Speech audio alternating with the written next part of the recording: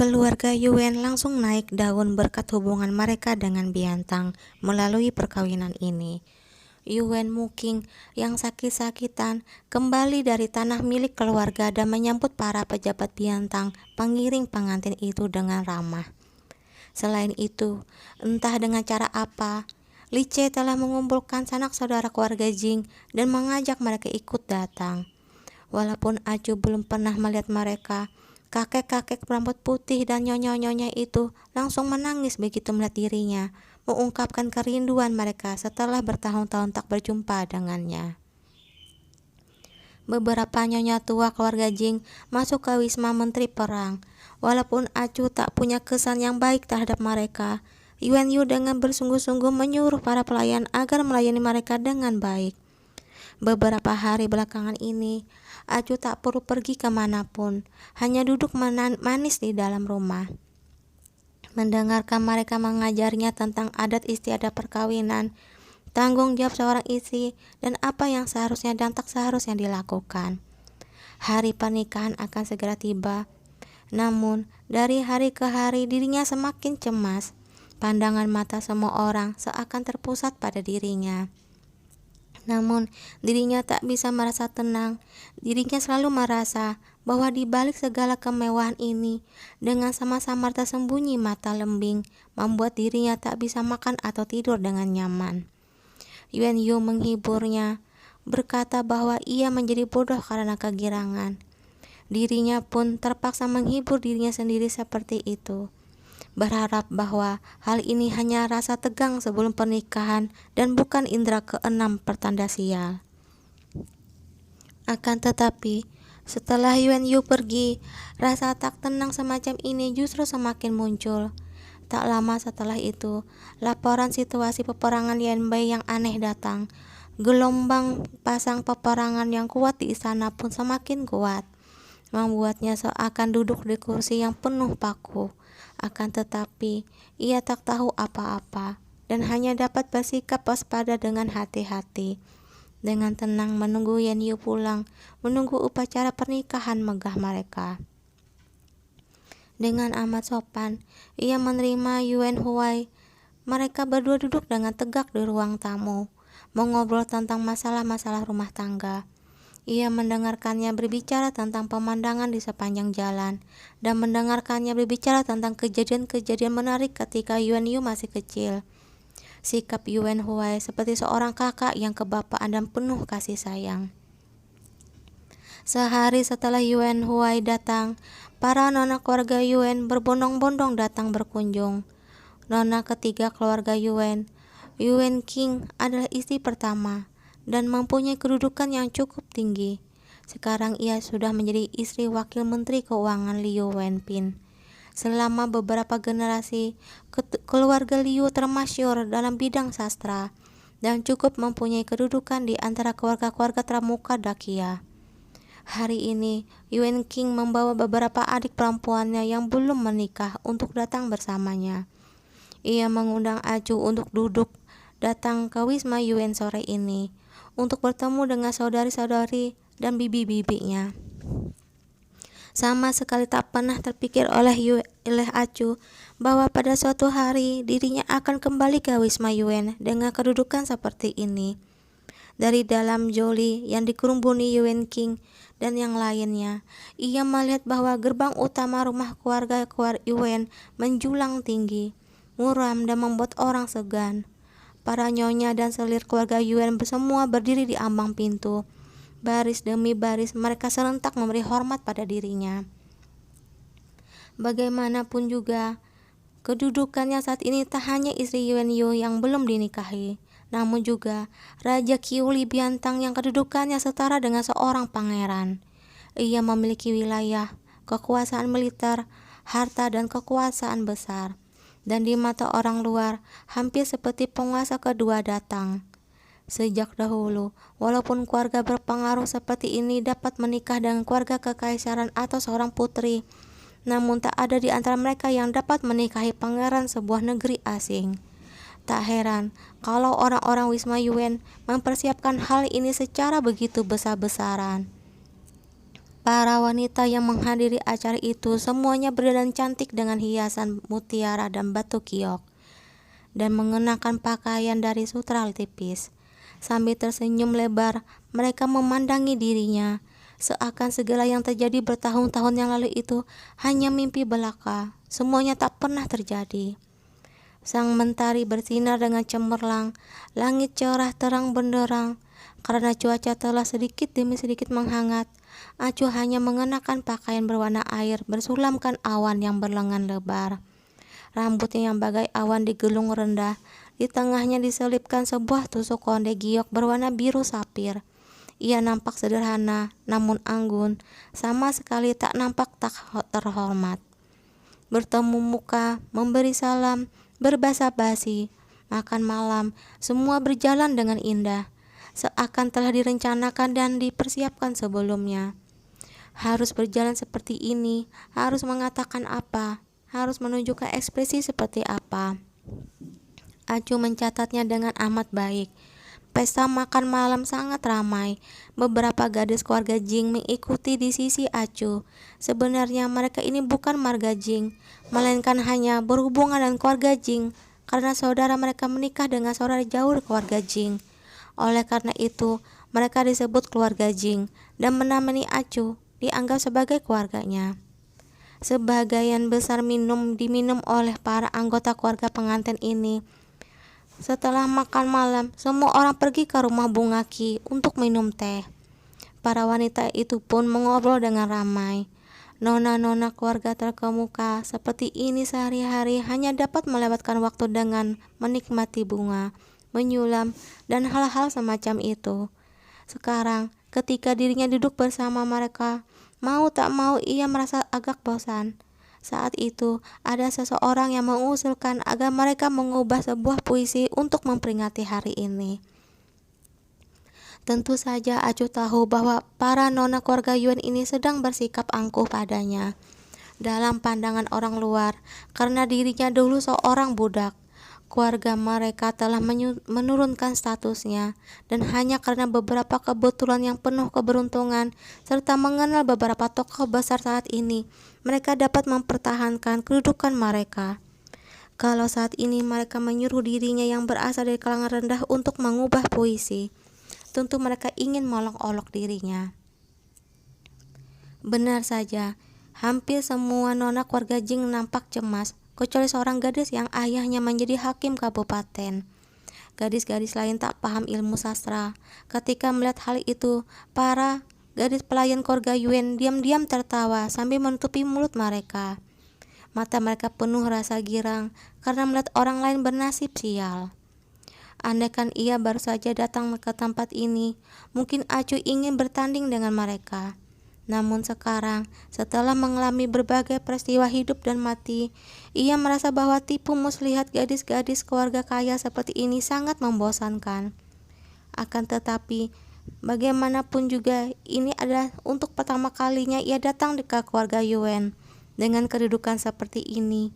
Oleh karenanya, ia tak ingin membuat mereka terlalu kehilangan muka, agar setelah pulang nanti dirinya tak diolok-olok oleh Yuan Yu. Ia terpaksa dengan asal memilih beberapa puisi yang tak terlalu mengesankan untuk dibacakan dan membacanya dengan kacau. Seorang nona keluarga Yuan memandangi Acu sambil tersenyum lebar, lalu berkata, "Aku sudah lama mendengar bahwa kakak ipar keempat yang akan datang ini adalah seorang wanita berbakat yang mahir ilmu silat dan surat. Hari ini kulihat memang benar-benar luar biasa." Dengan kemalas-malasan, Acu menjawab dengan sekenanya, "Hal itu terlalu dilebih-lebihkan." Seseorang nona keluarga Yuan lain meliriknya lalu berkata sambil tersenyum, "Hanya saja nama terhormat kakak ipar keempat yang akan datang sukar diucapkan. Karena lama berunding, kami masih tak tahu apakah kami harus memanggilmu Nona Jing atau Nona Chu, atau mungkin karena ada pernah menjadi penasihat Raja Yan dari Yanbei dan sekarang adalah Pangeran Biantang. Bukankah Anda mungkin marga Yan atau Tang?" Begitu perkataan itu diucapkan, wajah para nona keluarga Jing di sampingnya tiba-tiba nampak tak enak dilihat. Sekarang semua orang di kolong langit ini tahu bahwa setelah meninggalkan Wisma Yuen, ia mengubah marganya. Dirinya sendiri tentu saja tak peduli, akan tetapi hal ini tak terlalu baik bagi reputasi keluarga Jing. Sekarang nona keluarga Yuen yang entah siapa namanya ini berkata seperti ini, dan juga mengungkit-ungkit bahwa dirinya pernah menjadi budak keluarga Yan Kun. Hal ini jelas-jelas adalah untuk mempermalukan dirinya. Namun ia tak gusar, hanya tersenyum dengan tenang, lalu berkata dengan perlahan, "Kalau nona tak tahu bagaimana harus memanggilku, tak ada jeleknya kalau kau memanggilku yang mulia Raja Qiuli." Wajah jelita nona itu serta-merta menjadi pucat, alisnya yang melengkung terangkat. Namun ketika hendak berbicara, ia dihalangi oleh Yuan King. Ia pun cepat-cepat berkata, "Hari pernikahan besar sudah tak jauh lagi. Kita akan memanggil yang mulia kakak ipar keempat. Dengan demikian akan terasa akrab." Saat ini, seorang pelayan maju ke depan untuk menambah teh. Sikapnya agak canggung. Setelah itu, semua orang hanya mengobrol dengan ringan. Misalnya, mengenai seorang nona yang tahun lalu menikah dengan laki-laki dari keluarga berpengaruh dan dianggap telah mendapatkan jodoh yang baik. Akan tetapi, tak nyana 2 bulan belakang ini, laki-laki itu dengan berturut mengambil 3 selir kecil. Dan juga tentang nona sebuah keluarga lain yang tergila-gila pada putra sebuah keluarga miskin.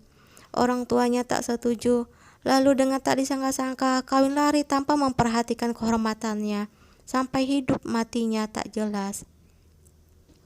Acu sama sekali tak tertarik pada topik pembicaraan mereka, namun mau tak mau berpura-pura tertarik mendengarnya. Tiba-tiba seseorang menyebut nama Zhao Che, berkata bahwa ia menyukai anak kepala suku Donghu, yang adalah seorang bangsa Hu dari Beidi. Nona-nona itu berbicara dengan gusar. Tentunya gadis Hu itu memakai guna-guna untuk memikat pangeran ke-7. Akan tetapi, dengan statusnya yang seperti itu, hendak menikahi keluarga kekaisaran adalah mimpi di siang bolong. Karir Zhao Che selama bertahun-tahun naik turun, karena akhirnya ia menggenggam kekuasaan dan juga memiliki 1001 hubungan dengan keluarga Yuen. Oleh karenanya, beberapa nona ini mau tak mau memiliki sedikit angan-angan tentang dirinya. Mendengarnya, Acu tak berbicara untuk membantahnya. Bagaimanapun juga, di zaman ini, status keluarga benar-benar amat penting. Selain itu, dirinya tak ada gunanya berdebat mengenai masalah ini dengan mereka. Akan tetapi, nona yang tadinya ditegur oleh Acu dengan sinis berkata, "Pangeran ke-7 terlalu banyak melakukan pembantaian dan melanggar prinsip kebaikan. Kabarnya, mula-mula di Beidi ia makan daging mentah hewan. Benar-benar seperti setan gila. Keluarga ibunya juga pernah berdosa. Aku benar-benar tak mengerti kenapa kakak-kakak sekalian begitu menghargainya." Persahabatan di antara Zhao Che dan Yuan Yu sudah diketahui semua orang di Dakia. Namun, tak semua orang hadir mempunyai kesan yang baik terhadap Zhao Che. Nona ini tuh berkata demikian hanya karena Acu berada di tempat ini. Ia sekonyong-konyong berkata seperti itu, jelas karena agak ingin memulai pertengkaran.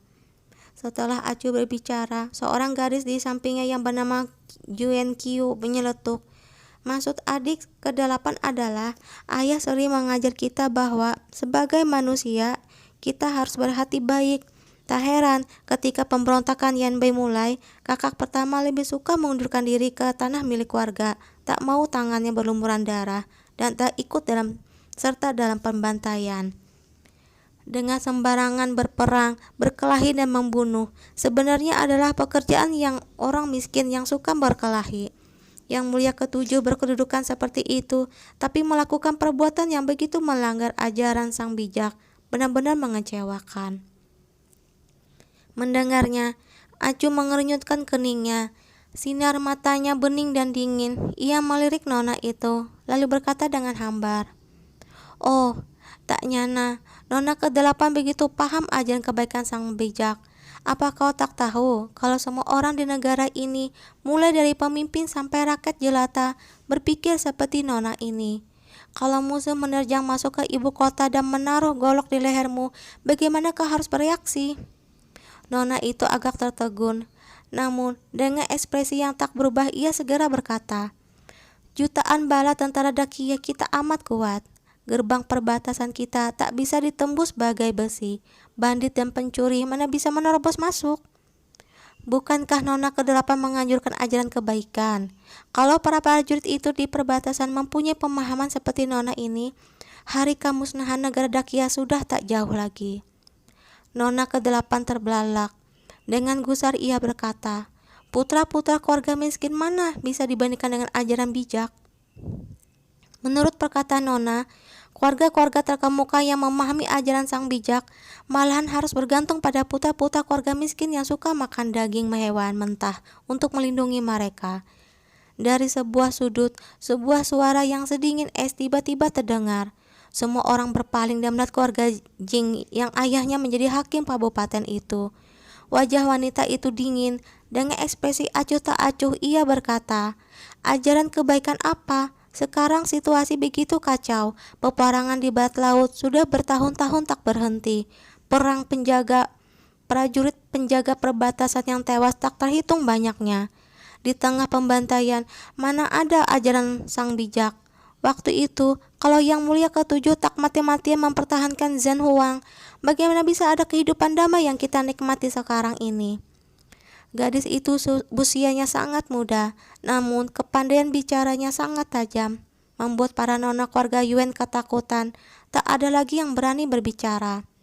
Tepat pada saat ini, seseorang mengetuk pintu rumah bunga dan berkata, "Nona ketiga, nona sepupu sudah datang."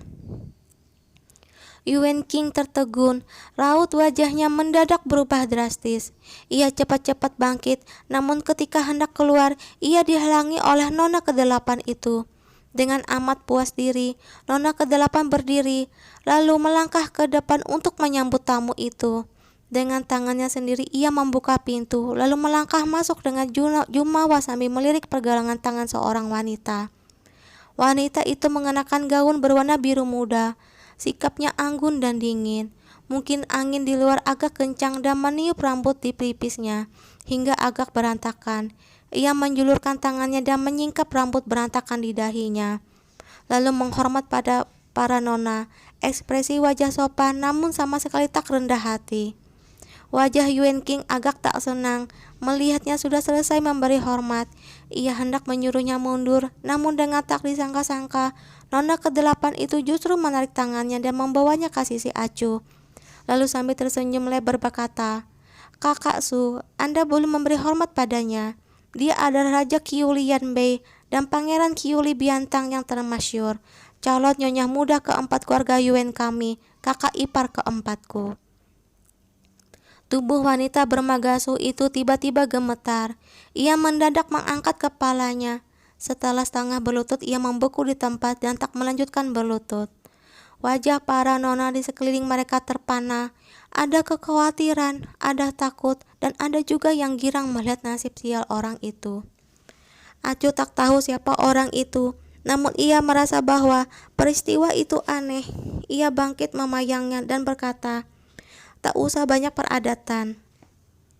Namun di bawah sadar wanita itu mundur selangkah dan tak membiarkan tangan Acu menyentuhnya. Sinar matanya sedikit demi sedikit menjadi tenang.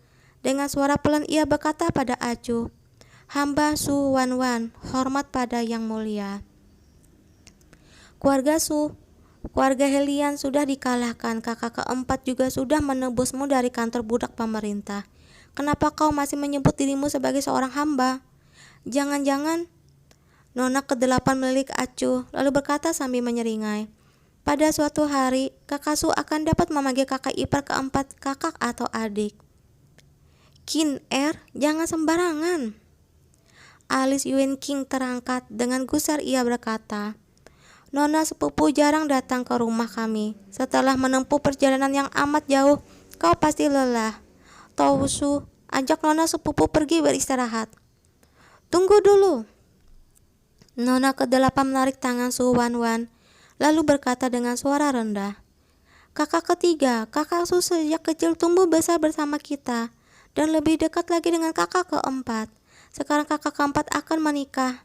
Kita kakak beradik sedang berada di sini untuk menemui kakak ipar keempat. Masa kakak Sultan boleh ikut? Sinar mata Yuan King nampak marah. Sebuah tangan yang langsing halus putih dengan erat mencekram sehelai sapu tangan putih. Kakak ipar keempat, kau masih belum mengenal kakak Su. Dia adalah keponakan bibi kedua. Sejak kecil ia tumbuh besar bersama kakak keempat. Kalau saja ia tak dinikahkan dengan keluarga Helian, kakak keempat tak akan menjadi bujangan selama begitu banyak waktu. Aku ingat ketika kakak Su menikah bertahun-tahun yang lalu, kakak keempat membawa orang untuk menghadang Jolie pengantin, lalu memukuli pengantin pria. Peristiwa ini sudah lama menjadi buah bibir di kota Zhenhuang. Semua orang berkata bahwa kakak keempat sejak kecil begitu penuh cinta.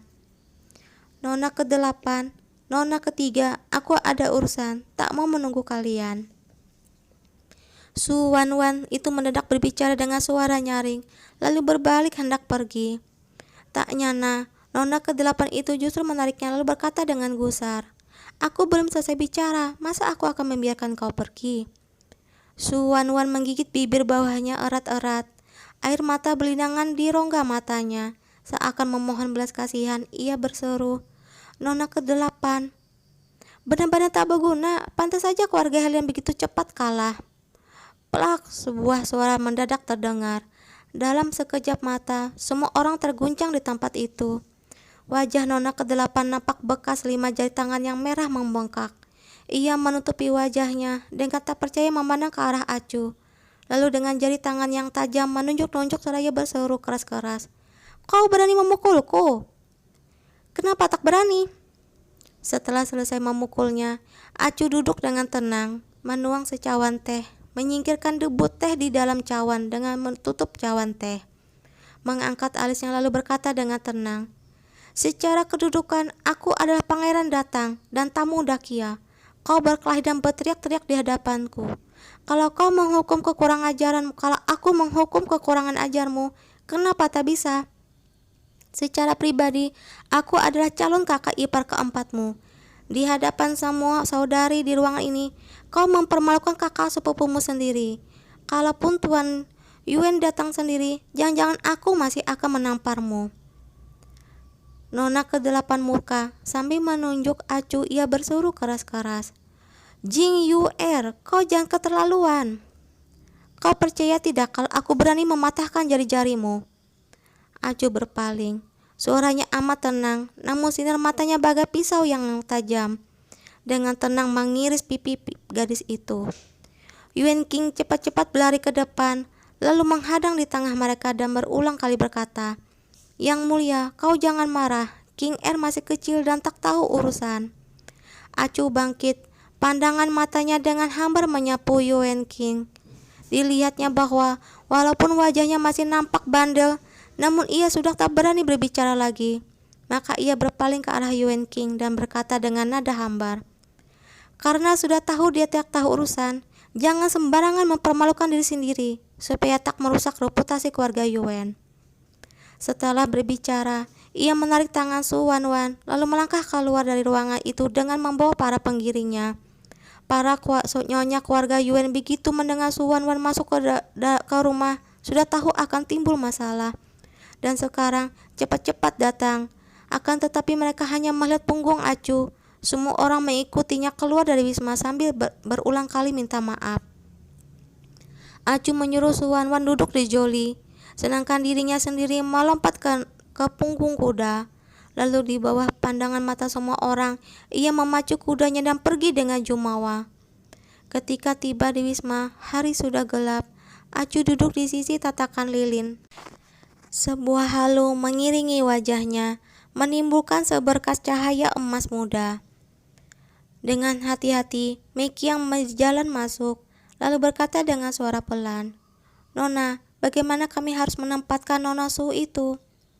Acu tak berbicara, seakan tak mendengarnya. Hanya dengan begitu tenang memandangi sinar lentera di depan meja. Matanya menatap dengan nanar. Miki yang tahu suasana hatinya tak baik. Hanya tak tahu apakah hal itu disebabkan oleh Nona Su itu.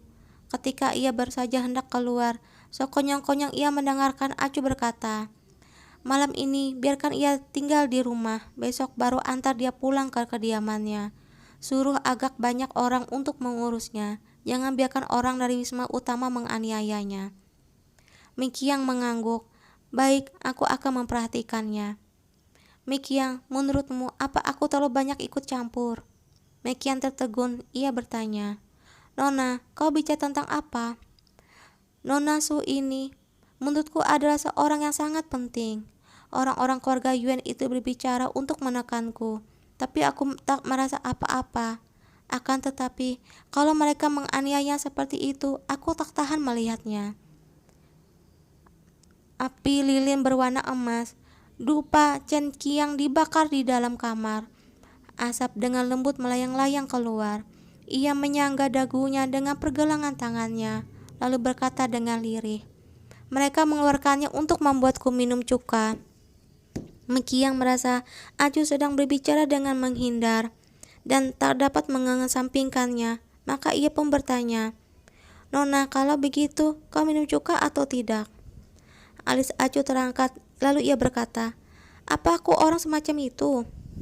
Mikiang cepat-cepat tersenyum. "Benar, aku juga merasa Nona adalah orang semacam itu. Tak akan marah karena suatu hal yang amat kecil." Acu memandanginya. Setelah dengan seksama memandanginya untuk waktu yang lama, hingga kulit kepala Mikiang mati rasa dipandangi olehnya. Akhirnya ia berkata, "Aku sudah lelah, kau pergilah beristirahat." Setelah Mikiang cepat-cepat pergi, Acu masih duduk di sisi jendela. Ia sama sekali tak ingin naik ke ranjang untuk tidur. Tak minum cuka, mana bisa. Namun ia juga tak dapat dikatakan merasa sedih atau patah hati, hanya merasa agak tak nyaman. Melihat wanita yang penurut, anggun, cantik, jelita, bagai seekor burung yang lucu dan membuat orang merasa simpatik begitu melihatnya itu. Dengan begitu rapuh berdiri di sana, jangankan seorang pria, seorang wanita pun yang jangan akan ingin melindunginya juga. Ia melihat kulitnya yang begitu halus, tak seperti dirinya yang masuk ke angkatan bersenjata dan berperang di bawah angin dan hujan untuk begitu banyak tahun ini, sehingga kulitnya telah menjadi kasar. Selain itu, masih ada tangannya yang jangan seumur hidupnya ia tak pernah mengerjakan pekerjaan kasar sedikit pun. Putih dan lembut bagai lotus yang baru dipetik. Sedangkan dirinya sejak kecil adalah seorang budak dan juga terlatih tombak dan pedang. Sudah berapa banyak kapalan timbul di tangannya dan dadanya. Ketika berpikir sampai ke situ, Acu mendadak bangkit lalu berlari sampai ke depan cermin perunggu yang tergeletak di lantai. Baik, cukup baik. Beberapa tahun ini dadanya sudah sedikit demi sedikit berkembang. Walaupun tak mengesankan untuk ukuran zaman modern, tapi pasti ada kala 3-4 ci. Pinggangnya tentu tak selangsing dia. Akhir-akhir ini dirinya seperti terlalu banyak makan dan agak gemuk. Tapi kakinya masih tak lebih panjang dari kakinya sendiri. Dengan puas, Acu mengangguk-angguk. Dalam hal ini ia masih amat percaya diri. Dalam hal ini Jing Yuer sama sekali tak jelek, meninggalkan sepasang kaki yang panjang. Selain itu, setelah bertahun-tahun berlatih, tubuhnya tentu sudah sangat kuat dan anggun. Ia mulai memperhatikan wajahnya di cermin. Matanya tak terhitung sangat besar, tapi juga tak kecil. Hidungnya mancung dan bagus, sangat mancung. Bagaimana dengan bibirnya? Agak tipis, kurang seksi. Giginya masih cukup baik, rata dan termasuk putih. Wajahnya hampir boleh dianggap berbentuk waci. Secara keseluruhan, seharusnya tak ada masalah. Tepat saat ini, di balik jendela mendadak terdengar sebuah suara pelan. Acu agak mengenyutkan dahinya. Dengan hati-hati ia berjalan ke sisi jendela, lalu membuka daun jendela. Nampak seorang wanita muda berdiri di depan jendelanya.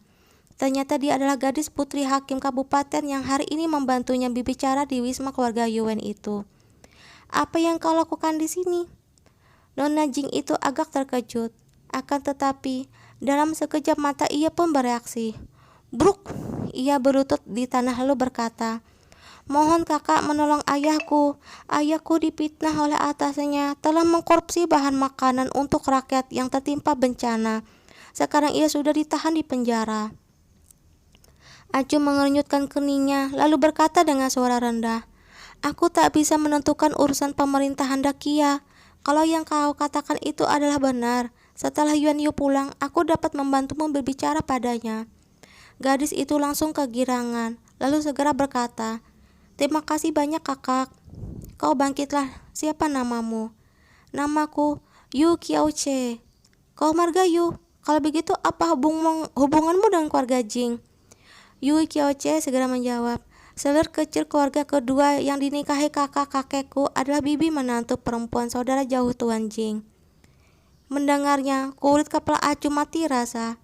Diam-diam ia berpikir, hubungan macam apa ini? Jangankan bicara tentang saudara, dianggap saudara jauh pun mereka tak bisa. Entah dari mana Lice waktu itu menemukan mereka, dan entah sudah berapa banyak tenaga yang dihabiskannya untuk mencari mereka. Berpikir sampai di sini, mau tak mau ia merasa agak kehilangan. Sampai hari ini ia baru menyadari makna begitu banyak hal yang telah dilakukan Lice untuk dirinya. Andaikan ia tak memiliki kedudukan ini, andaikan tak ada barang-barang perlengkapan pengantin ini, hari ini dirinya tak akan dapat masuk keluarga Yuan dengan kepala diangkat. Walaupun dirinya tak peduli, namun ia tak dapat tak memikirkan hal ini demi Yuan Yu. Semua hal itu jauh mengurangi tekanan, baik bagi dirinya sendiri maupun keluarga Yuan Yu. Lice lelaki yang selalu nakal dan tertawa-tawa itu, "Kau pulanglah dahulu. Masalah ini akan kuperhatikan." "Terima kasih kakak." Yu Qiaoche menghormat, lalu berbalik dan langsung berlari pergi. Langkahnya amat cepat, bagai seekor burung layang-layang yang sedang terbang berputar-putar. Ketika sedang hendak menutup jendela, mendadak ia melihat bahwa di bawah sebatang pohon yang tak jauh darinya, seorang wanita yang berpakaian polos sedang berdiri dengan tenang. Ia pun tak bersuara, sinar matanya bening, bagai sinar rembulan yang temaram. Hati Acu terkesiap, ia tersenyum kecil. "Nona Su, angin di luar sangat kencang, apa kau mau duduk di dalam?" Su Wan duduk di sisi jendela teh kecil. Sikapnya lembut dan anggun. Sekarang ketika dilihat dari jarak dekat, ia tak seperti seorang yang berusia 27 tahun atau 8 tahun. Raut wajah cantik menawan, hanya di ujung-ujung matanya ada sedikit garis-garis keriput yang membuatnya nampak makin menawan. Ia duduk di sana dan tak berbicara. Acu menuangkan secawan teh untuknya, lalu duduk di depan tempat duduknya sambil tersenyum. Ia tak berbicara, sama sekali tak bersuara. Kemampuan Su Wan menahan diri mana bisa dibandingkan dengan Acu. Akhirnya ia membuka mulut dan berkata, "Yang mulia Raja Qiuli, Nona Su cukup memanggilku Acu saja, tak usah memanggil yang mulia."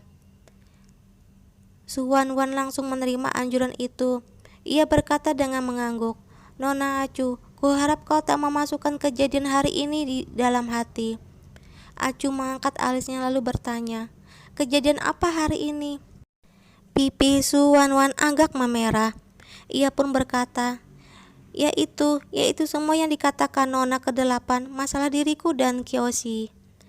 Acu tersenyum, lalu dengan amat santai menggeleng, "Aku sama sekali tak memasukkannya ke dalam hati." Karena Acu berkata seperti itu, pipi Su Wan semakin merah. Ia berpikir-pikir, lalu membuka mulutnya dan berkata, "Aku dan Kyoshi sejak kecil tumbuh besar bersama. Ia adalah orang baik yang jarang didapat, berasal dari kalangan bangsawan dan mementingkan cinta. Saat itu, aku menikah dengan keluarga Helian, juga karena tak ada jalan lain. Saat itu ia masih kecil, sifatnya pun keras kepala, sulit untuk tak melakukan tindakan yang tak pantas. Beberapa tahun ini, aku pun mendengar kabar angin tentang kalian. Kyoshi memang seperti itu. Asalkan ia menghargai seseorang, ia selalu bersikap tulus dan hangat. Ketika keluarga Helian jatuh, ia menembusku dari perbudakan dan mengatur agar aku dapat tinggal di salah satu rumahnya. Ia masih sangat mengingat cinta lama. Kau sama sekali tak boleh memasukkannya ke dalam hati." Sekonyong-konyong, Acu tersenyum. Ia agak terkejut sambil mengangkat alisnya. Ia berkata, "Nona Su, kau agak berbeda dengan yang kubayangkan. Baru saat ini kau menasihatiku agar tak memasukkannya ke dalam hati. Tapi bagaimana aku bisa menurutinya? Kurasa kau berharap agar aku memasukkan segalanya dalam hati." Su Wanwan terkejut. Ia cepat-cepat menggeleng membantah. "Bukan begitu, bukan begitu." "Baiklah, kau tak usah mengatakannya." Acu memotong perkataannya dan berkata, "Sebenarnya kau tak usah memberitahuku penjelasan. Aku dan Yuen Yu sudah menghadapi hujan dan angin selama bertahun-tahun.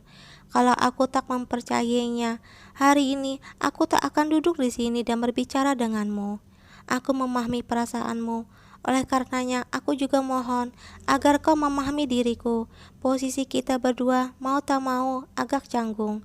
Akan tetapi, bagaimanapun juga hal-hal itu sudah berlalu dan tak akan mempengaruhi masa depan kita. Kau pun tak usah khawatir tentang diriku. Akan tetapi, aku ingin mengatakan sesuatu padamu. Anak panah yang sudah dilepas tak bisa berbalik. Kehidupan manusia berubah-ubah. Tak semua orang akan selamanya berdiri di jalan semula untuk menunggumu." Su Wanwan langsung merenungkannya. Setelah agak lama, ia baru dengan perlahan berkata, "Aku mengerti. Nona Su, maafkanlah aku karena berbicara begitu terus terang. Aku hanya merasa bahwa lebih baik berbicara seperti ini padamu." Su Wanwan mengangguk. "Tak apa-apa. Sebenarnya aku mengerti semuanya. Hanya saja, kadang-kadang aku mempunyai harapan yang terlalu tinggi. Mungkin ini adalah suatu pembalasan. Dahulu aku meninggalkannya demi kekuasaan, dan sekarang ditakdirkan untuk jatuh miskin." Sambil tersenyum, Acu berkata, "Hidup manusia bagai permainan catur. Walaupun kehilangan wilayah karena salah menaruh widak, akan tetapi belum tentu tak dapat meraih kemenangan di posisi lain. Aku sudah pernah melewati saat-saat yang lebih membuat putus asa dibandingkan dengan dirimu. Hari-hari yang lebih menyedihkan hingga aku ingin mati. Aku akan tetap masih dengan sedikit demi sedikit berkeras untuk terus melangkah jauh. Nona Su, kau masih muda, masih belum tentu karena sebuah masalah kau harus menghukum mati dirimu sendiri untuk seumur hidup." Su Wanwan bangkit, tersenyum dengan tenang, lalu berkata, "Banyak terima kasih. Jangan khawatir karena diriku. Kau dan Kiyoshi akan segera menikah. Setelah itu uruslah dia baik-baik." Acu mengangguk. "Aku akan melakukannya." Oke teman-teman, sampai di sini dulu ya. Assalamualaikum warahmatullahi wabarakatuh.